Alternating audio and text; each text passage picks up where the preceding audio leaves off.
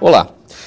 As aulas tradicionais nas escolas, expositivas, em que o professor usa o quadro negro e o giz, estão se perdendo no tempo. O mundo moderno pede um novo conceito de interação entre mestre e estudantes. Um estudo feito com 40 mil alunos e 2 mil professores de escolas técnicas estaduais mostra que o uso da tecnologia educacional tem se tornado um importante aliado no envolvimento dos educadores e na participação dos educandos em sala de aula. O uso da tecnologia para promover a educação de boa qualidade, este é o tema do programa Assembleia Debate de hoje com os nossos convidados. Manuel Dantas, diretor da Clique Ideia, Tecnologia em Educação, empresa responsável pela pesquisa, e Érica Ruiz, gerente de projetos da Fundação Smart e doutoranda em Administração Pública e Governo. Muito obrigado pela presença, Manuel, Érica, aqui nesse programa Assembleia Debate. Manuel, o que é a chamada tecnologia educacional ou educativa? É só o computador? Não, é bem mais do que o computador.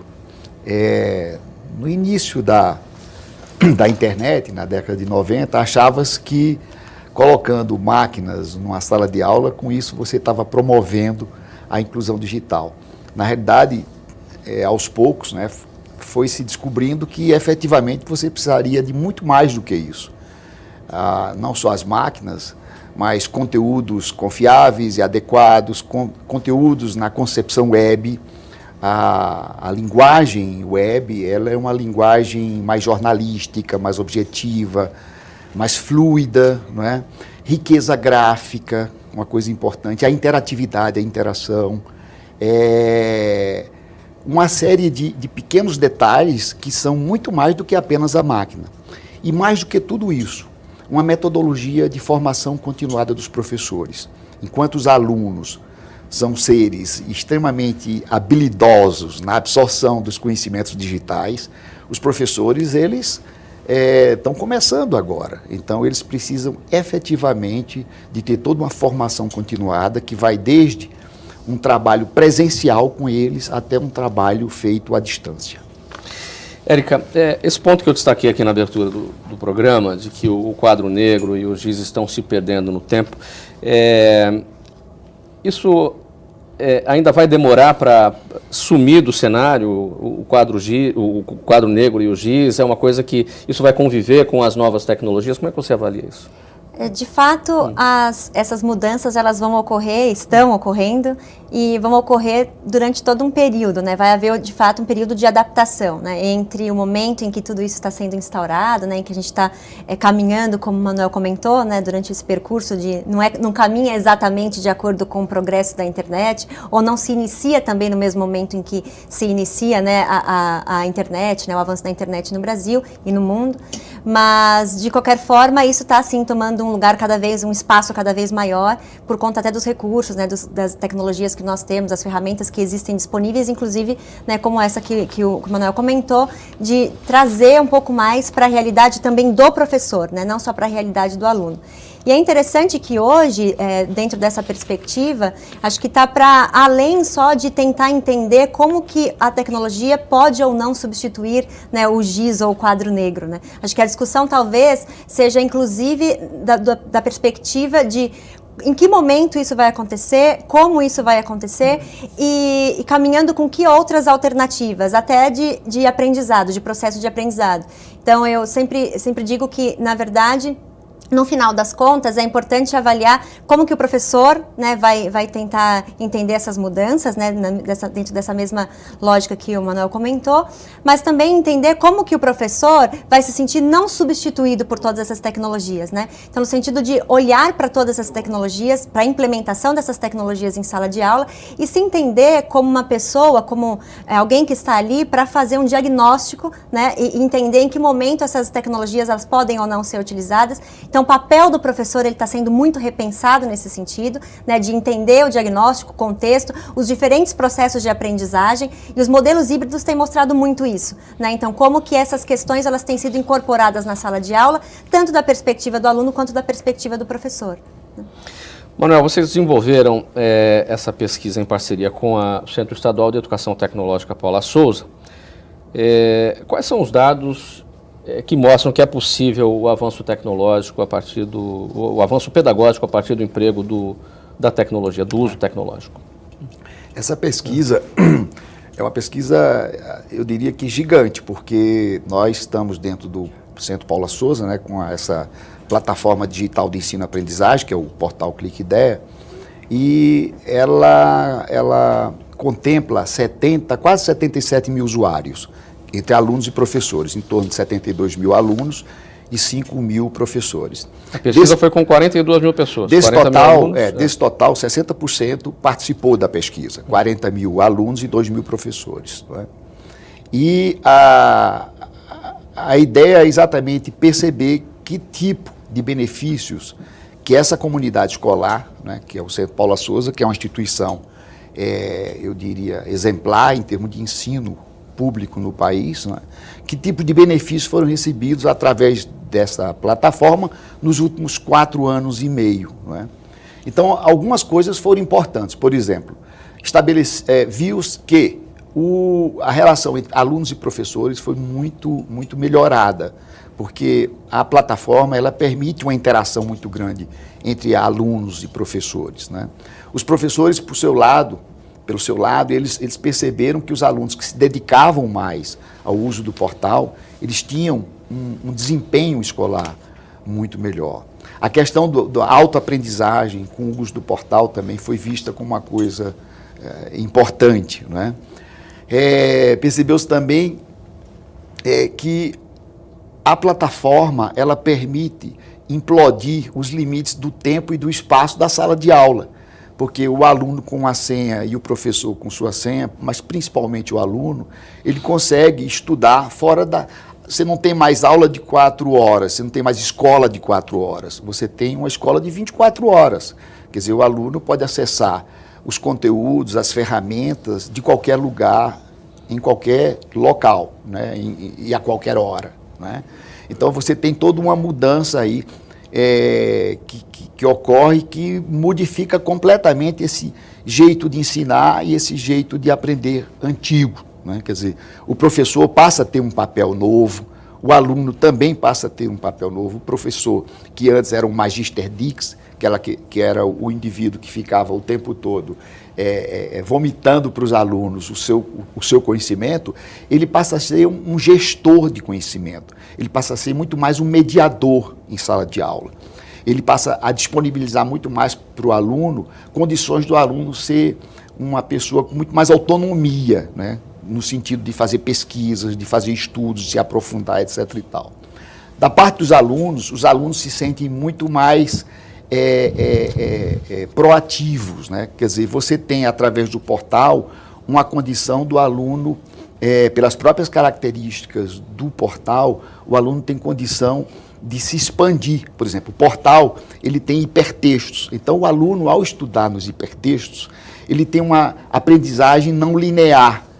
A ideia da interdisciplinaridade, a ideia do aluno, por exemplo, estudar matemática e dentro da própria matemática ele ter links para biologia, para português, para história, para geografia, permite o aluno, não só no uso do portal na escola, mas em casa ou em qualquer lugar, ter uma expansão maior da sua dimensão, no sentido da aprendizagem. Quer dizer, na realidade, a plataforma é um grande network, onde ele está aprendendo ali, onde ele está se distribuindo de uma maneira geral. Você destacou, Manuel, o novo papel do professor dentro de sala de aula. Agora, será que a instituição escolar, a comunidade escolar, professores, alunos e pais, de uma maneira geral, estão preparados para essas mudanças? Vamos ver o que pensa a deputada Sara Munhoz, do PCdoB.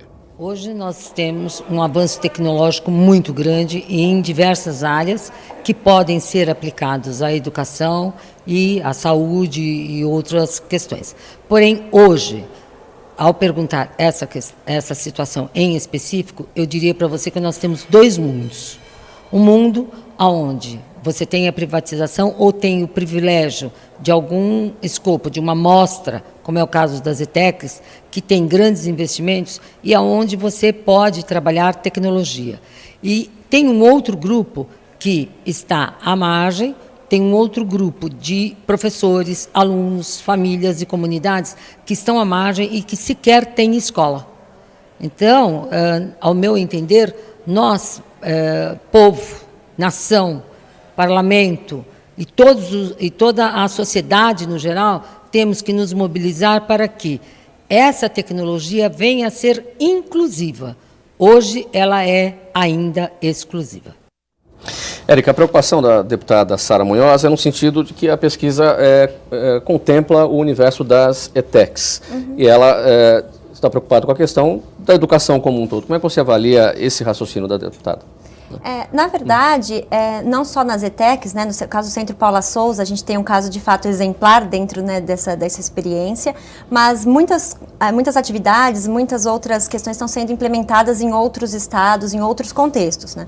No próprio, visitei recentemente, numa pesquisa que nós fizemos na Fundação Getúlio Vargas, alguns estados que nós avaliamos para analisar os acordos colaborativos, os arranjos colaborativos que existem entre Estado e município. Era uma avaliação dos níveis de governança existente entre esses estados e municípios e como os órgãos eles faziam para, de certa forma, auxiliar, né, dentro dessa inter-relação.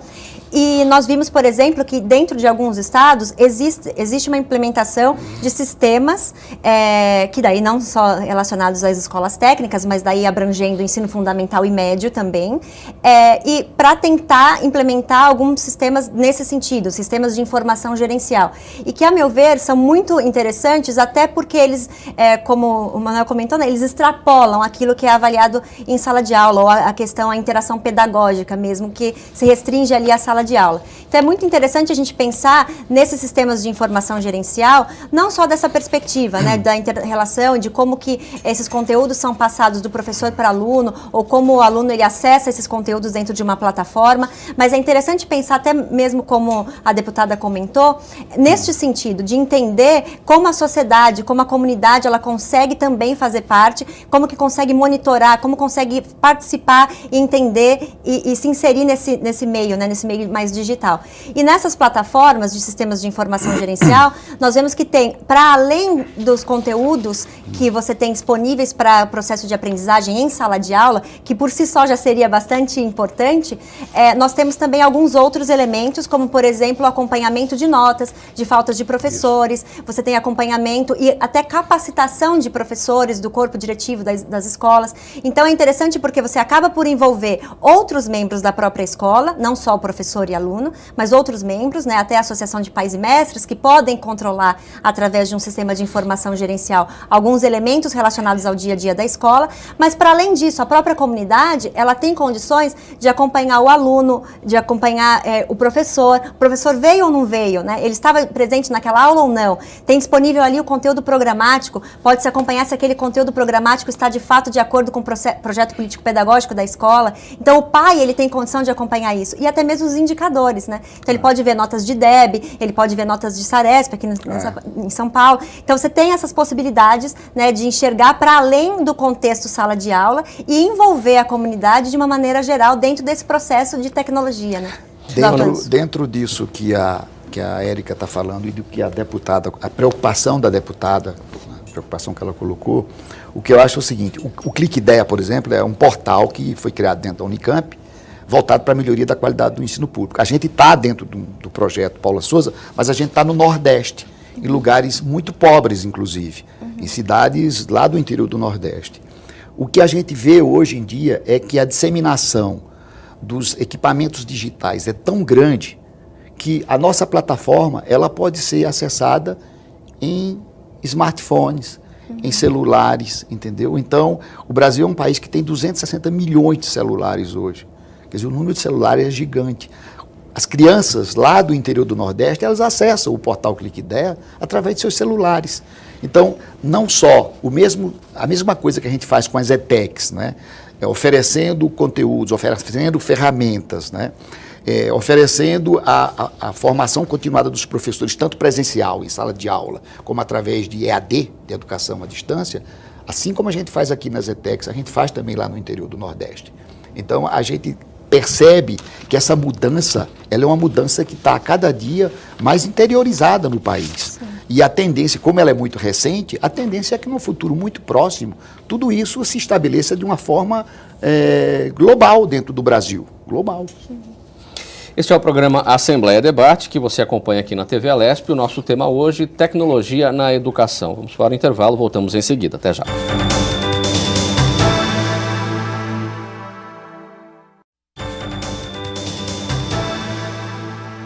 Aqui na TV Alesp, o programa Assembleia Debate, falando hoje sobre tecnologia na educação. Manuel, a gente tem no Brasil o PRONINF, que é o programa... PRONINF, não? Que é o Programa Nacional de Informática na Educação, com o objetivo de desenvolver a informática educativa no Brasil. Isso garante o direito dos alunos de acesso à tecnologia na educação? Esse programa é o suficiente para garantir esse direito ao acesso?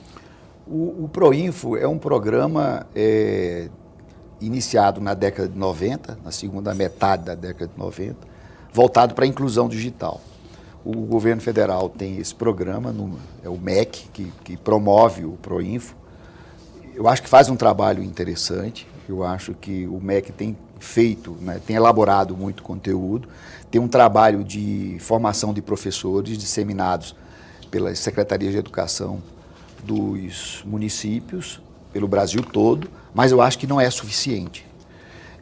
Uma das coisas que a gente tem percebido é o seguinte: quando se promove um trabalho na escola com a tecnologia, é fundamental que alunos e professores daquela instituição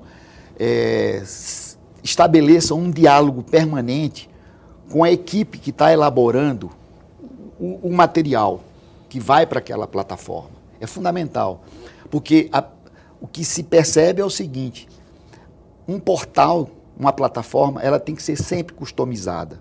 Uma cidade, ela tem suas características próprias do ponto de vista social, do ponto de vista econômico. De várias das formas, ela é diferente de uma outra cidade. Então, a nossa experiência mostra o seguinte, que quando a gente faz um trabalho para uma determinada secretaria de educação de um município, a gente tem que efetivamente customizar aquele portal. Por exemplo, no caso das ETECs, o portal Clique Ideia para as ETECs é um portal das ETECs. Ele tem a cara das ETECs, ele tem as necessidades das ETECs. É fundamental, não dá para você ter uma receita única para todos os municípios, para todas as instituições, para todas as escolas. Elas são muito peculiares. E isso nasce da interação exatamente que os professores passam a ter com os promotores da criação da plataforma, aqueles que fazem a plataforma, que elaboram a plataforma. É muito interessante isso. Quer dizer, não adianta você ter uma receita única, não existe panaceia universal. O que existe é um trabalho personalizado, um trabalho próprio para aquela instituição, até para a própria escola. E como é que isso nasce? Isso nasce exatamente do diálogo, porque você tem uma quantidade gigante de material que é produzido a partir de sugestão dos próprios professores. Então, as ferramentas colaborativas, nós temos dentro do portal Clique Ideia uma ferramenta colaborativa chamada Baú de Ideias. Esse baú de ideias, por exemplo, ele recebe por dia 300 trabalhos do Centro Paula Souza. São postados diariamente 300 trabalhos de alunos e professores nessa ferramenta colaborativa chamada Baú de Ideias. É impressionante o poder, o potencial explosivo de criatividade intelectual de uma comunidade escolar. E cada comunidade escolar vai ter as suas próprias características. Então é um mundo gigante em cada uma delas. Quer dizer, o PROINFO, voltando à sua pergunta, o PROINFO como uma instituição única para o Brasil, é natural que seja difícil implantá-lo, porque ele vai ter que ser próprio para cada instituição, para cada secretaria de educação, para cada secretaria estadual de educação. Então, são muito, muito próprios, quer dizer, muito próprios. Essa característica única, esse DNA específico de cada instituição, de cada escola, tem que ser levado em consideração. Érica, a gente pode falar de internet no Brasil em torno de 15, 20 anos. Por que o impacto desse avanço tecnológico a partir da internet é baixo no sistema de ensino? Dá para considerar 15, 20 anos um tempo muito curto para isso? Acho que nem é só uma questão de tempo, viu, Mauro? Eu acho que une um pouco, né, dessa discussão acerca da sua pergunta anterior, que a gente ainda, de certa forma, no Brasil, a gente está começando a qualificar o debate acerca das tecnologias digitais implementadas na educação, né? Então, como o Mauro comentou novamente, acho que essa questão de você separar, a gente estava muito naquela questão ainda de hardware e software, quando, na verdade, a gente já tem que passar por uma outra etapa, né? Então, na verdade, é como a gente vai tentar, de certa forma, adequar os conteúdos a cada região, né, a cada setor, porque o Brasil é imenso e nós temos que adequar, de fato, todos esses conteúdos à realidade local. Mas, além disso, tem uma questão até de acesso à própria banda larga, né? Então, como unir essas questões de internet, né? Como que a gente traz a internet para dentro da sala de aula, como a gente traz a internet para o acesso do aluno, uma escola, né, que fica localizada no interior do Maranhão, né, que fica localizada no interior do Tocantins, com as experiências que eu pude observar um pouco mais de perto. Então, é complicado, né? De fato, hoje a gente ainda tem que promover muito essa distribuição de banda larga, popularizar bastante ainda, só que a gente precisa qualificar muito mais, né, o nosso debate hoje. Precisa avaliar, para além da internet, trazer outros elementos que vão trazer mais perto do aluno esse interesse mesmo de você acessar plataformas digitais, de você correr atrás de ferramentas desse tipo, para tentar qualificar mesmo nesse sentido, né? Sair dessa ideia de, não, o Proinfo ele distribui os equipamentos, mas daí quem vai monitorar isso? Como vai fazer isso chegar? Porque sem a internet também, não adianta só o equipamento estar disponível dentro de sala de aula. Então a gente precisa entender como esses processos ocorrem dentro de cada região, né, para tentar atender às necessidades locais, inclusive de acesso à internet, para que essas plataformas consigam chegar na sua totalidade, para aí depois o debate ser novamente qualificado acerca de que conteúdos a gente consegue disponibilizar dentro de cada uma dessas plataformas. Eu acho que é mais nesse sentido mesmo que a gente tem esse debate, né, acerca de utilização da internet. Eu acho que isso que ela falou aí é fundamental, a questão da infraestrutura, né? O país tem dificuldade muito séria com infraestrutura. E se eu acho que até avança muito na questão de construção de conteúdos, construção de ferramentas, exato, né? E às vezes fica toldado na questão da infraestrutura, da banda larga. Né? A banda larga, tem que caminhar em principalmente. paralelo, né? Ainda mais que quando a gente fala, por exemplo, do caso do Centro Paula Souza, em específico, nós estamos falando de um grupo que está associado à Secretaria de Ciência e Tecnologia, né? Isso, então, de certa forma, você tem um amparo de infraestrutura que está sempre ali, né? Agora, no caso das secretarias de educação, como que a gente pode prover, de fato, que essa infraestrutura ela consiga chegar, né? E acesso à internet é uma coisa que, por mais que a gente diga são aspectos práticos, é uma questão muito importante para que eles consigam acessar. Então, acho que também precisa ter uma questão nesse sentido. Bem, a deputada Sara Munhoz, do PCdoB, tem pergunta para fazer para vocês. Vamos ver. Um sistema educacional que sofre tantas críticas por estar tão defasado, estar em condições de ausência de benefícios, principalmente, não vamos longe, no estado de São Paulo e na cidade de São Paulo, por que não dizer? Porque se você for ali para Itaquera, for para Osasco, cidades muito próximas, nós estamos falando de bairros ou cidades limítrofes, onde não há condição sequer para a educação básica. Como implantar tecnologias? Como implantar tecnologia? Pergunta da deputada. Isso casa com o que você acabou de dizer, né? Eu acho que precisa se avaliar sempre os contextos locais, né? Então, no caso de cidades, como ela comentou, né? Cidades que são cidades limítrofes, mas que não usufruem da mesma realidade, não vivem a mesma realidade que nós vivemos aqui. E até nas cidades, nas grandes cidades, né? Nas grandes regiões. Quer dizer, não precisa ir tão longe. Não né? precisa. Em São Paulo, a gente já vê situações como essa, ainda mais se tratando de escolas que a gente vê mais situadas em áreas mais periféricas, a gente já tem essa restrição de acesso à internet. E daí o que eu acredito, né, que talvez seja uma questão de a gente começar a tentar caminhar em paralelo com plataformas que não sejam só plataformas vinculadas à internet, associadas à internet. A gente precisa também desenvolver plataformas que sejam plataformas utilizadas ali, né, na área de trabalho, que sejam implantadas localmente, nas escolas, quando digo localmente, nas escolas, para que consiga se fazer algumas informações, transferir as informações para dentro dessas plataformas, dessas ferramentas, no contexto escolar. Hoje existem ferramentas como, não sei se o ClickIdeia também vai um pouco por essa linha, mas existem ferramentas como o próprio SIGA, no Rio de Janeiro, são sistemas de informação gerencial, de modo geral, que precisam, por exemplo, que tem um módulo dentro desses sistemas que permite, por exemplo, que o professor faça chamada em sala de aula. Agora, você imagina se no momento em que o professor precisa transmitir essa informação, não se tem acesso à internet. Então, não consegue transmitir se o aluno veio ou não veio, como se faz o controle dessa informação. Então, no momento em que você precisa, de fato, prover essa informação para um controle, para tentar usar isso, de fato, como uma plataforma completa de informações gerenciais, você precisa também ter uma base de estrutura local que permita minimamente, né, o armazenamento dessas informações para envio posterior. E a gente tem que fazer essas adaptações nas ferramentas hoje em dia, para que a gente consiga, no momento posterior, enviar. Dentro desse assunto aí, como a gente criou a plataforma do Clique Ideia voltada para os municípios, principalmente, para a melhoria da qualidade da educação pública, e a gente sabe que há uma deficiência gigantesca na questão da infraestrutura.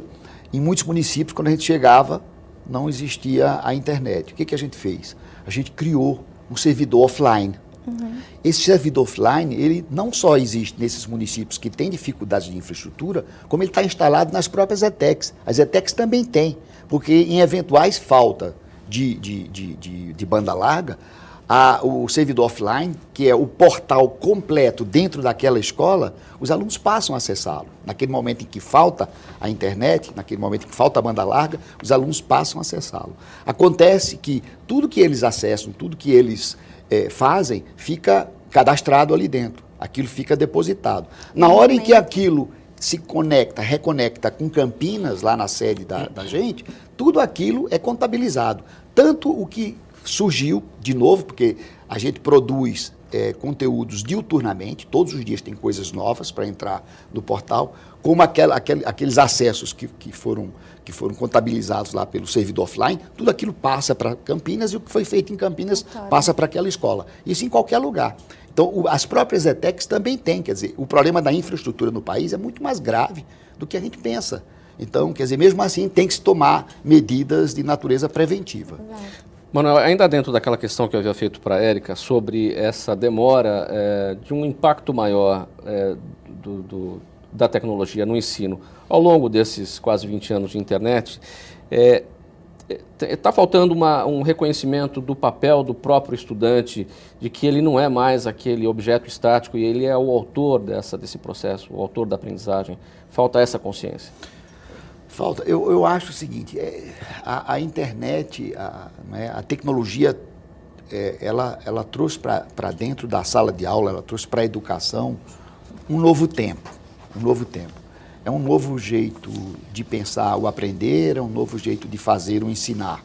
Não é? Então, o aluno, ele é uma figura hoje proativa. As ferramentas que foram criadas, né? Você tem uma quantidade enorme de ferramentas colaborativas, ferramentas de publicação, você tem o editor de jornal, você tem o editor de histórias em quadrinho, você tem o roteiro de aprendizagem, quer dizer, você tem uma quantidade gigante de ferramentas que dão ao aluno uma autonomia que ele jamais teve. Dão ao professor uma condição e um papel novo que ele também jamais teve, que é o de mediador, né, do conhecimento, o mediador da informação. Então, isso está acontecendo no dia a dia. E isso está mudando completamente, tanto o papel do aluno como do professor. Quer dizer, o Magister Dix, o professor não é mais aquela figura que chega lá e fica repetindo aquele discurso monotemático, entendeu? Não existe mais. Quer dizer, o professor é uma pessoa muito mais importante, o papel dele é muito mais importante nessa escola nova com tecnologia do que no passado. O aluno nem se fala. O aluno, ele efetivamente, ele tem uma outra dimensão. Ele se sente autor, a autoestima dele vai lá para cima. Eu me lembro quando eu era aluno do ginásio, eu ainda sou da época do ginásio, quando eu tinha que fazer uma prova de história, eu me lembro que eu decorava aquilo tudo. Eu decorava, chegava lá, vomitava para o professor se a prova fosse oral e eu tirava 10. Acontece que daí a uma semana eu não sabia mais absolutamente nada de tudo aquilo que eu havia decorado.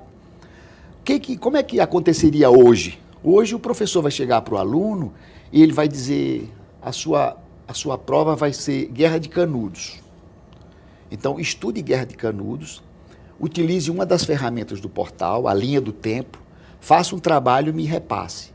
Então o aluno vai lá, baixa a linha do tempo, a ferramenta linha do tempo, e ele insere vídeos, fotos, ele insere uma fotografia do semiárido baiano, ele insere uma fotografia do Antônio Conselheiro, uma foto das tropas do imperador que iam lá para combater o Antônio Conselheiro. Ele põe um áudio, uma música retumbante que dá a ideia de guerra. Enfim, ele faz todo um trabalho e depois ele publica numa outra ferramenta colaborativa, se for nas ETECs, no baú de ideias.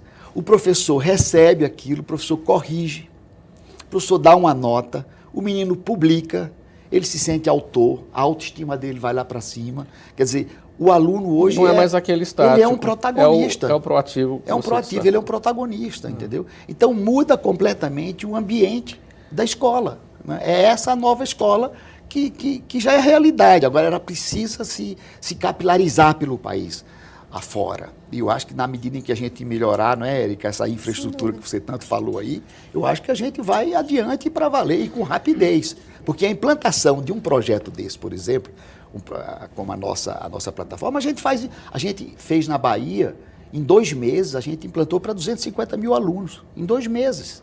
Quer dizer, as coisas podem ser rápidas, isso há algum tempo atrás, né?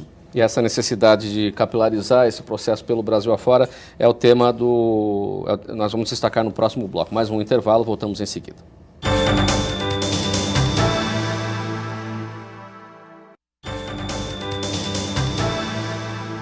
Aqui na TV Alesp, o programa Assembleia Debate, hoje falando sobre tecnologia na educação.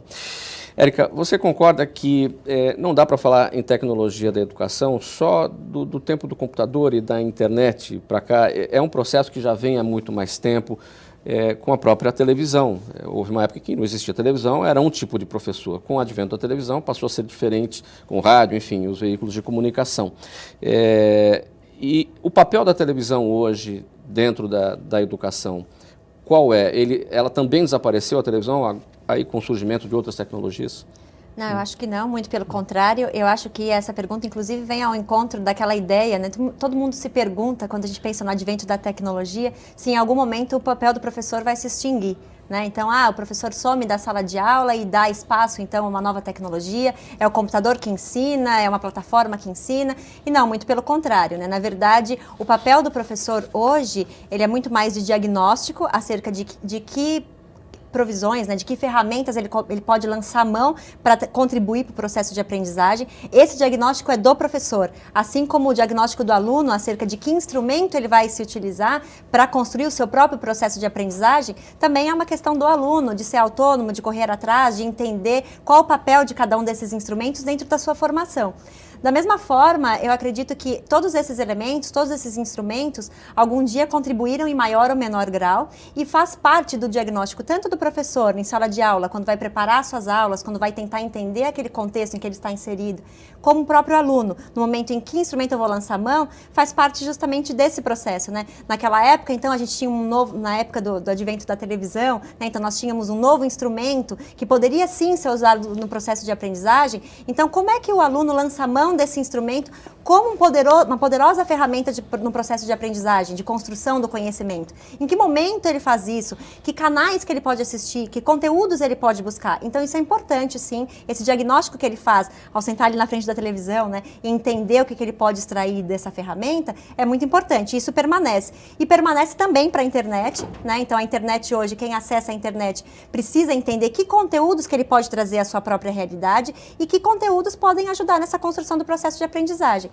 Da mesma forma o professor, né? Então hoje a televisão ela não perde o seu papel, né? Ela continua tendo o seu papel, a gente tem N canais hoje em dia que tem um conteúdo voltado para a construção do conhecimento, para a educação, e o modo como as pessoas, tanto os professores quanto o aluno, como a comunidade, ela se apropria desse instrumento, está justamente associado ao modo, né, ao diagnóstico que se faz acerca de que instrumento utilizar, que conteúdo utilizar, que é a mesma metodologia, se a gente for pensar, que se utiliza para a construção de uma plataforma, como a plataforma do Clique Ideia ou outras plataformas que estão sendo construídas para a disseminação de conhecimento.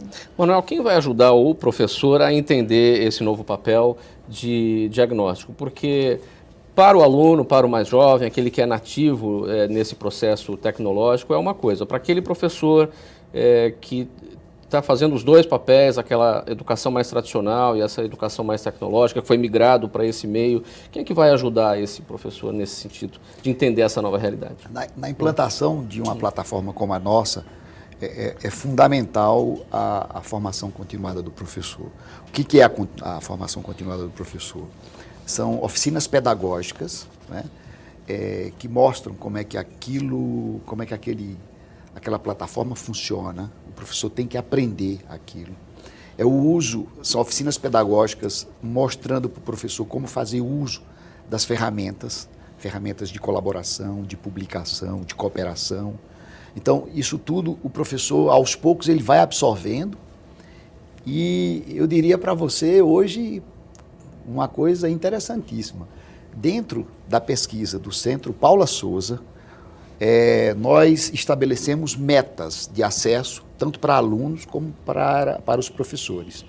Os professores hoje, a meta dos professores é batida e eles superam os alunos.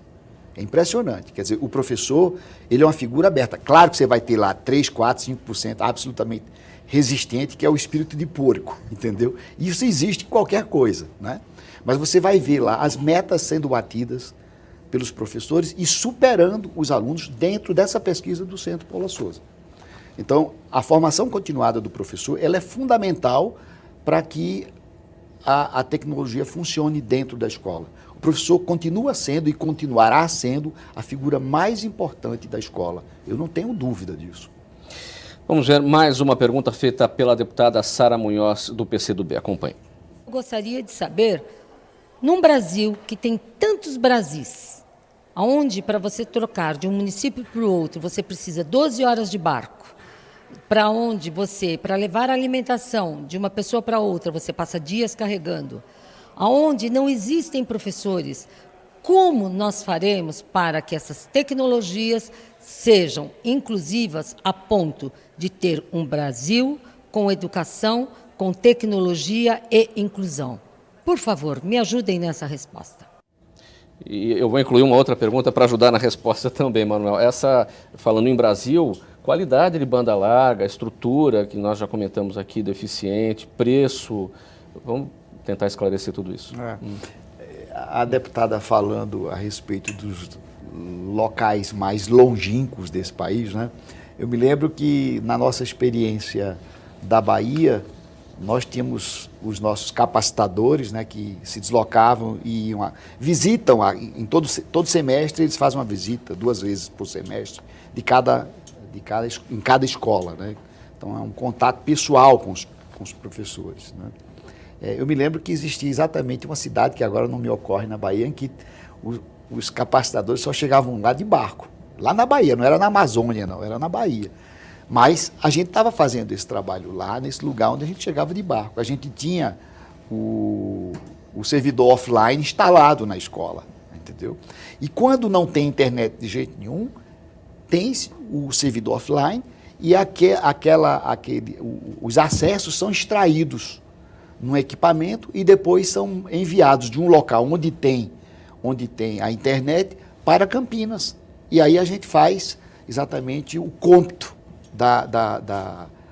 dos acessos e depois devolve para aquele local longínquo, onde se chegou de barco, tudo que tem de novo, que passa a fazer parte daquele servidor offline.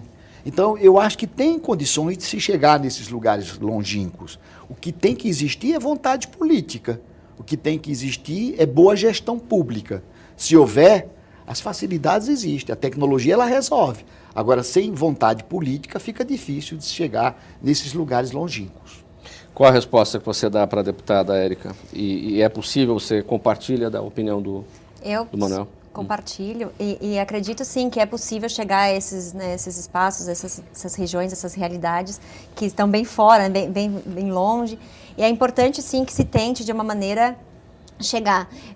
Eu destacaria duas questões principais. Acho que a primeira questão é que a gente nunca pode enxergar a proliferação, né, ou a disseminação das tecnologias na educação simplesmente como o computador ou a internet na escola. Eu acho que existe uma participação para muito além disso. Então, eu acho que a própria capacitação dos professores, as avaliações, então tudo isso são mecanismos que se pode fazer chegar a essas realidades mais distantes, né, para essas áreas mais distantes, e que conseguem contribuir de uma forma bem expressiva, né? Você chegar com uma capacitação para o professor, levar para ele essa realidade é uma questão que é bastante expressiva e vale a pena ser destacada também para além dessa questão do computador em sala de aula ou do tablet em sala de aula, que são as realidades, as questões que a gente mais escuta por aí.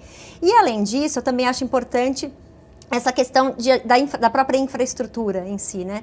Eu acho que precisa ter um papel muito forte, muito presente das estruturas que, de certa forma, tentam colaborar, né? Precisa haver arranjos colaborativos entre Estado e município, porque a gente sabe que precisa fazer chegar essas realidades, né?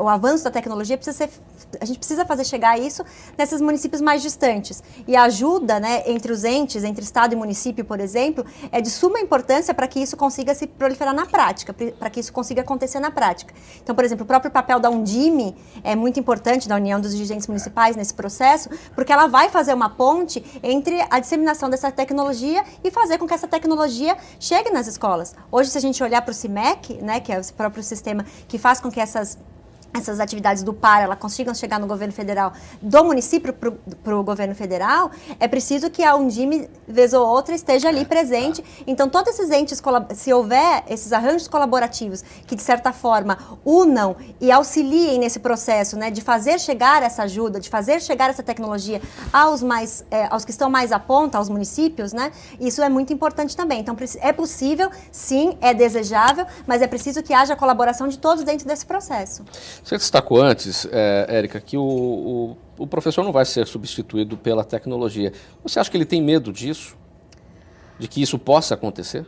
Alguns ainda têm, eu acredito, né? Dentro de alguns casos que a gente já deve ter conhecido, alguns ainda têm. Mas é uma pequena parcela, eu acredito, e essa parcela é que hoje tem uma adesão tão forte, uma adesão tão grande desses professores, que eu percebo um movimento contrário, né? Eu percebo que ao invés de eles ficarem parados no seu receio, né, naquela inércia de a tecnologia vai me substituir, mesmo esses que ainda em princípio apresentaram esse receio de certa forma, eles passaram a correr atrás, né, do tempo perdido, ou correr atrás de certas tecnologias para conhecer, para ver de que modo poderiam implementar no seu dia a dia. Então, acho que o exercício que eles têm feito, mesmo esses que têm esse receio, é muito mais no sentido de lançar a mão dessas tecnologias no seu próprio processo de aprendizado e tentar ver como que essas tecnologias podem ajudá-lo no dia a dia, do que preocupar-se assim, seriamente com o fato de ser ou não substituído. Acho que esse temor está sendo muito substituído, até porque hoje eles usufruem, né? Eles usam essas tecnologias no seu dia a dia, né? Que professor que você conhece que não tem Facebook?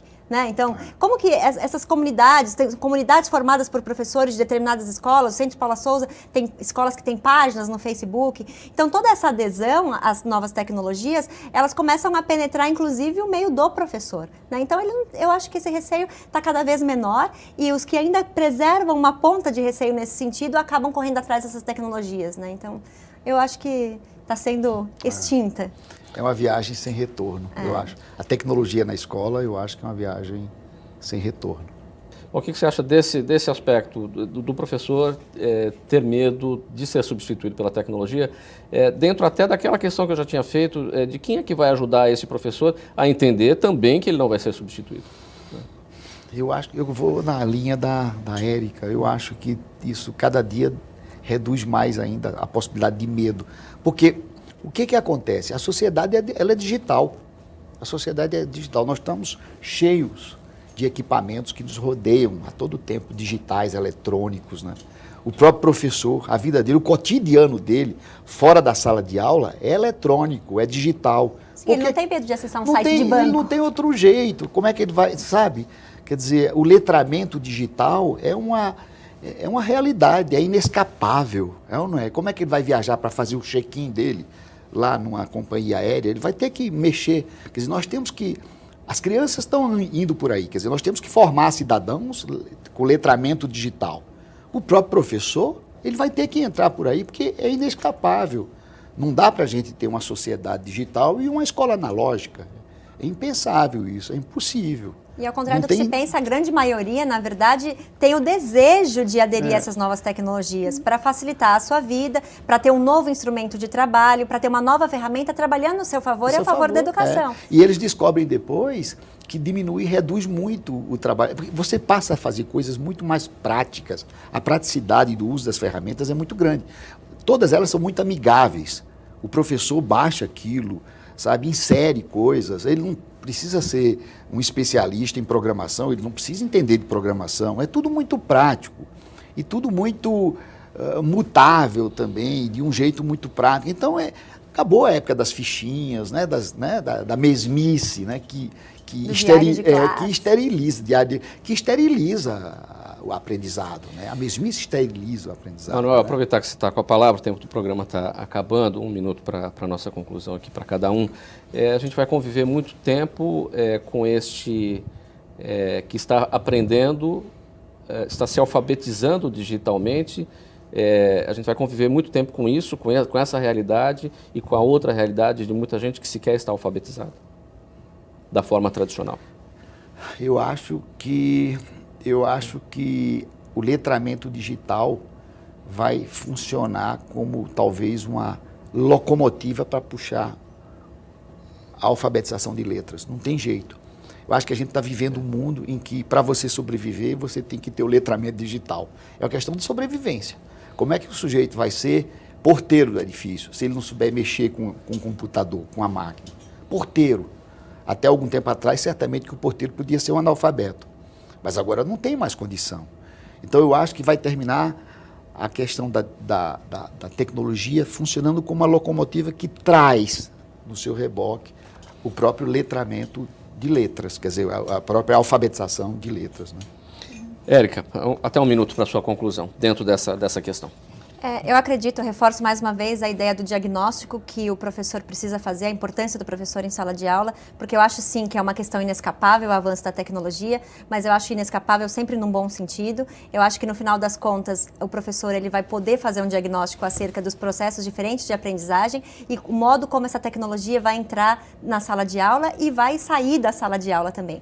Então eu acho que a importância principal hoje é tentar fazer esse diagnóstico para saber que ferramentas, em que momento, para quem, né, e de que forma. Então, acho que entrando, né, nessa perspectiva, né, com o avanço dessas tecnologias, apesar de inescapável, é um inescapável num sentido positivo. Obrigado, Érica. Obrigado, Manuel, pela presença aqui nesse programa Assembleia Debate. Hoje nós falamos aqui sobre tecnologia na educação. Obrigado a você de casa que nos acompanhou. Até o próximo tema.